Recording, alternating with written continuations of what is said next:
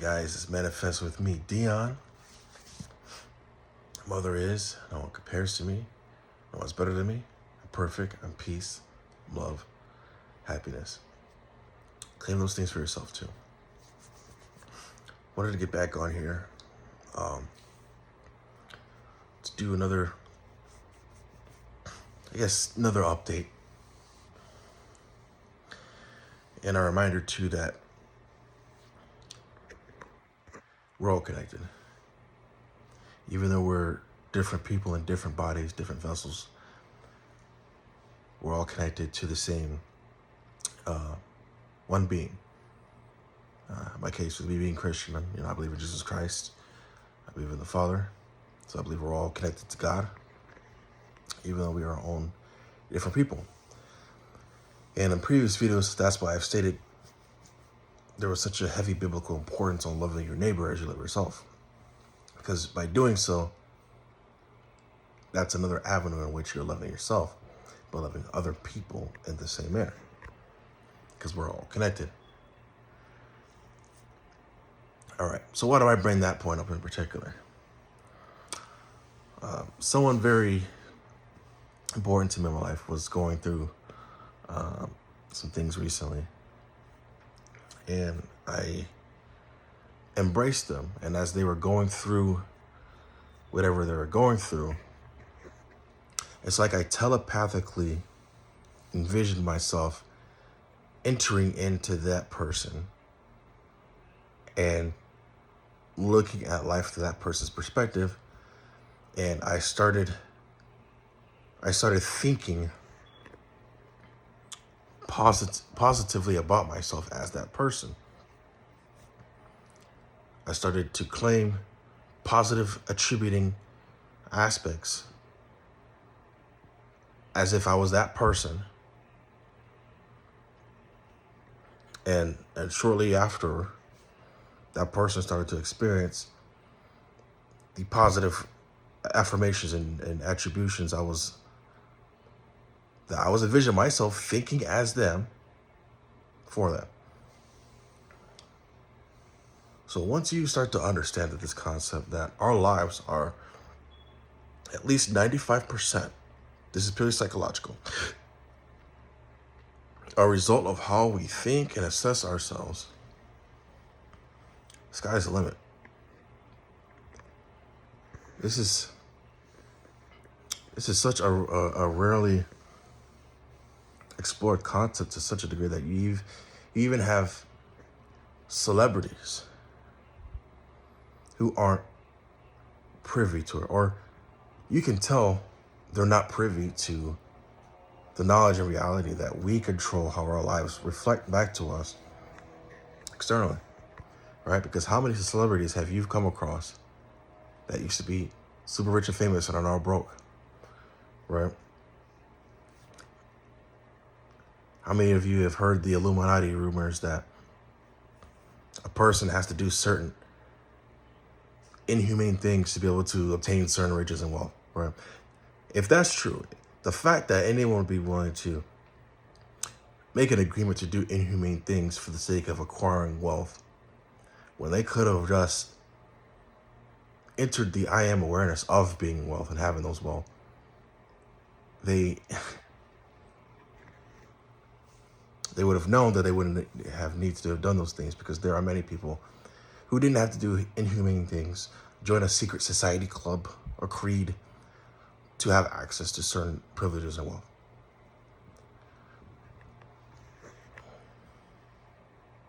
Right? But the driving point of this video is to say that you can be so masterfully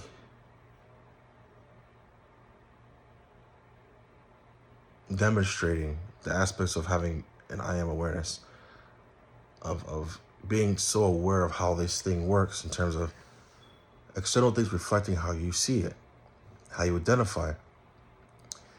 We could do it on each other's behalf, because it's all about perception. Now, I used to think that was just a motivational speaking focus point in discussions. However, when you go into the when you look into quantum physics, when you look into psychology, okay, again, you'll find that we have things in our minds called particular activating systems. You'll find statistics are in psychology around how our lives are 95% the result of how we think in our consciousness. All right. So even if you're someone who's atheist or not someone who subscribes or prescribes to any religion or spirituality, these are things you can have in reference when testing hypotheses, testing theories regarding these things, right? But the biggest thing, again, is you can be so masterful, you can obtain such an understanding of this that you'll find yourself being able to do this for other people. Yeah, start looking up videos with The Power I Am, Manifest with Kim, Renee as well. There's another one I can't remember, and that's the main one too, because she literally did a video of her envisioning herself entering another person and then looking at life as that person. Like, she started positively affirming about that person as if she was that person. Like she envisioned herself taking over that person's body, like looking at life through them, because she noticed that person didn't have the best self-perception of themselves. So she started speaking favorably on that person's behalf by spiritually or psychologically putting herself in that person's shoes. I'll say it in an almost literal sense, because that person's still their own moral agent. It's just that, again, because we're so connected to the same source, we can influence each other that way. So she started seeing life through that person's perspective, picturing herself as being that actual person, and just speaking life and positivity over her. And those things started to happen to that person. So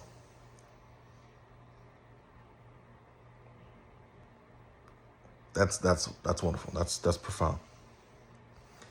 So with that being said, I want to say again,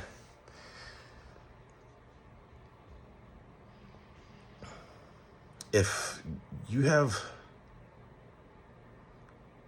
relationships with people in life that aren't behaving in the ideal way that you would have them,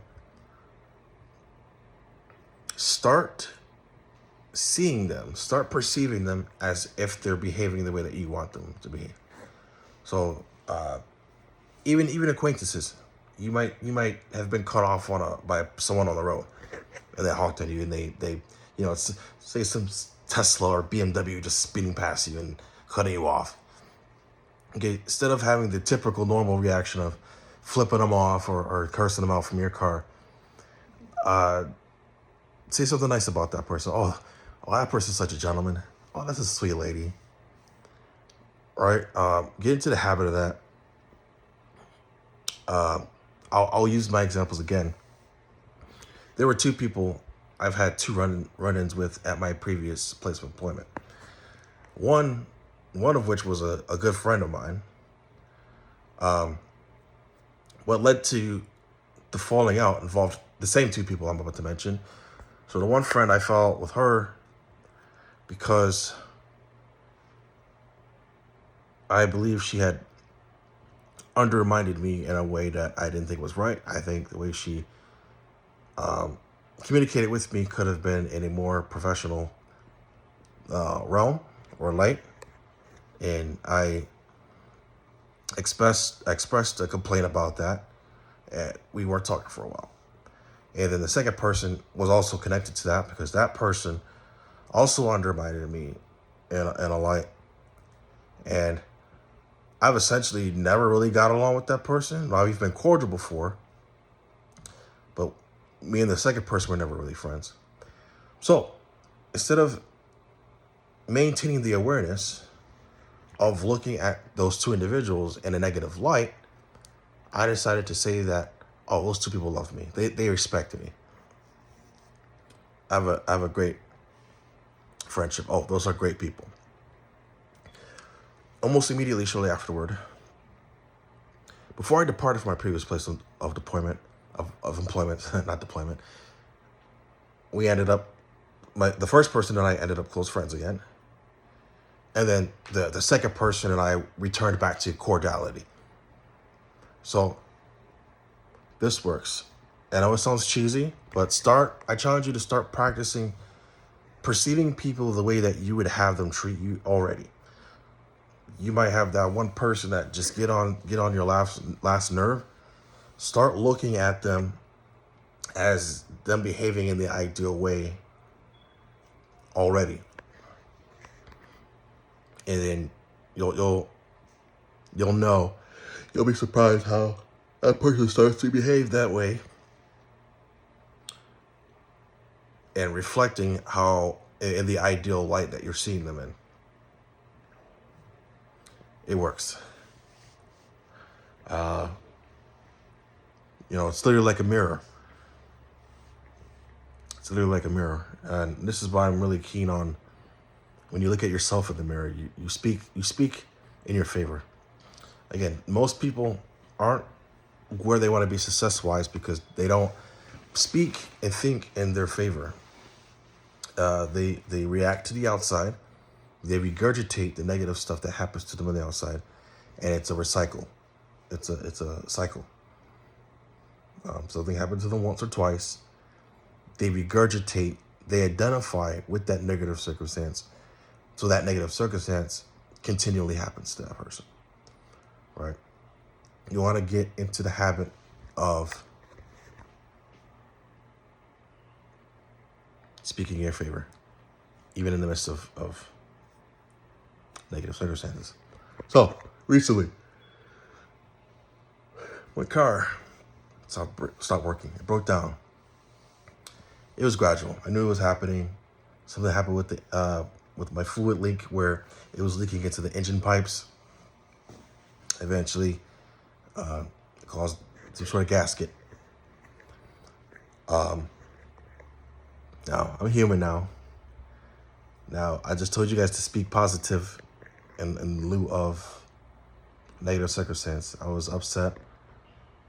I was distant to important people around me.